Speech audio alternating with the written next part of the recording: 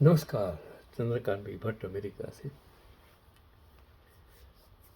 कभी कभी जो सोचते हैं वो होता नहीं है, वो होता है कभी सोचा नहीं था। एक ऐसी कहानी कि डॉक्टर बोले ब्लड कैंसर है, बचना मुश्किल है। जब मौत सामने थी और दवा ने जवाब दे दिया, तब इस आदमी ने जंगल और बर्फीली नदी से जिंदगी की नई कहानी लिखी।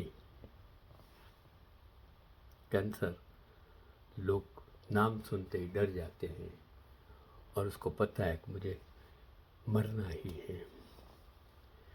52 वर्षीय एक व्यक्ति की कहानी एक सोच को नई ऊर्जा देती है।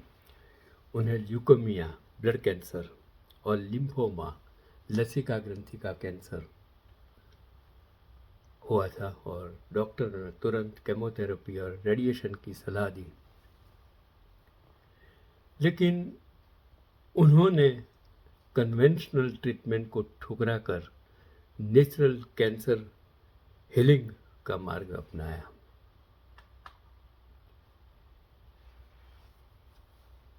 डॉक्टर सावलिया सूरत में के पास कैंसर का ट्रीटमेंट करते हैं। वो कहते हैं मैं कैंसर मिटा देता हूँ, शायद मिलियन से।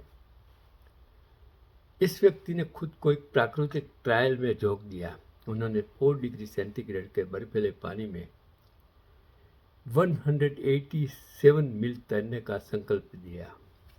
यह किसी भी औसत व्यक्ति के लिए असंभव लगता है, लेकिन उनके लिए यह प्रकृति से जुड़ने का एक जरिया था।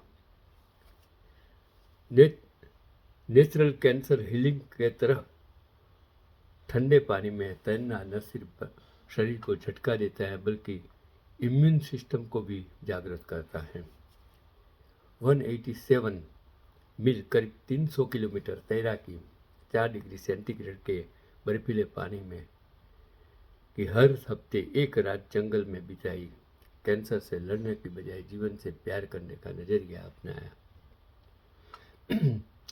हर हफ्ते एक रात वह जंगल के अकेले बिताते थे। कोई गैजेट नहीं, कोई इंसानी संपर्क नहीं, सिर्फ पेड़, चांदनी और उनके विचार।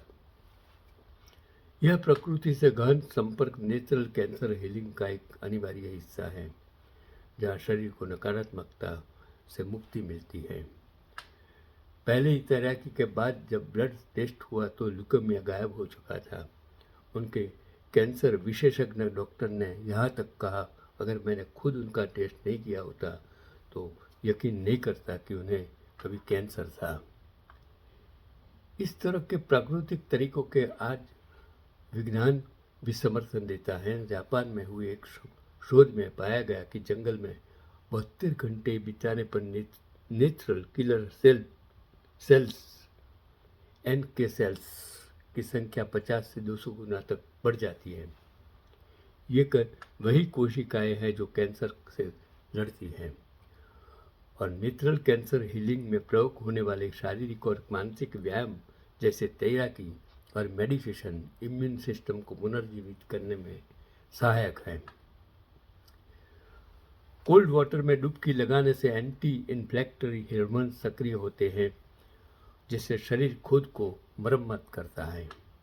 सच है कि दवाएं आखिरी हेल्प होनी चाहिए, भली नहीं। हर दवा के साइड इफेक्ट होते हैं, लेकिन प्रकृति के सिर्फ फायदे होते हैं। आज वे 64 वर्ष के हैं, पूरी तरह स्वस्थ, और 2 वर्ल्ड रिकॉर्ड उनके नाम हैं। एक लंबी दूरी की बर्फीली तैराकी और दूसरा जंगल में सबसे लंबा एक एकल ध्यान सोलो मेडिटेशन रिट्रीट। उसका मानना है कि जीवन में उद्देश्य और आत्मबल से बड़ा कोई इलाज नहीं। ये लोगों को बिना दवा, कीमो और रेडिएशन में के अपनी प्राकृतिक हीलिंग पावर को जगाना सिखा रहे हैं।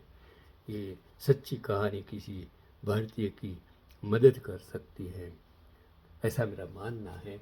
एक सच्चाई है, कहानी भी सच्ची है। मैं बंदे को सलाम करता हूँ जिसने दुनिया के लोगों को जीने की रीत सिखाई। अगर मरना ही है तो मरने से क्यों डरना। सामना कीजिए, कोई भी परिस्थिति, आर्थिक, शारीरिक, मानसिक, कोई भी परिस्थिति में आप में लड़ने की ताकत होनी चाहिए, क्योंकि जिंदगी दोबारा नहीं मिलती है। जिंदगी एक दफ़े मिलती है, तो मत डरिए। हाँ, गलत काम मत कीजिए, भ्रष्टाचार नहीं कीजिए, सत्ता और धन के पीछे मत दौड़िए, और अगर सत्ता और धन है तो उसका सदुपयोग कीजिए, जरूरियातमंद के लिए कीजिए। आज भारत की परिस्थिति में देखिए, 2 करोड़ राजकारण में आए लोग सिर्फ पैसा कमाने का सोचता है, महत्वाकांक्षा है। वो एक वक्त था, लोग सेवा के लिए तन मन धन सब कुछ लुटा देते थे, शहीद भी हो जाते हैं। आज का पैगाम, लड़ना सीखो, आपके लिए, दुनिया के लिए, अच्छे काम के लिए, गलत कामों के लिए नहीं, भ्रष्टाचार करने के लिए नहीं, सत्ता के लिए नहीं। यही आज का पैगाम।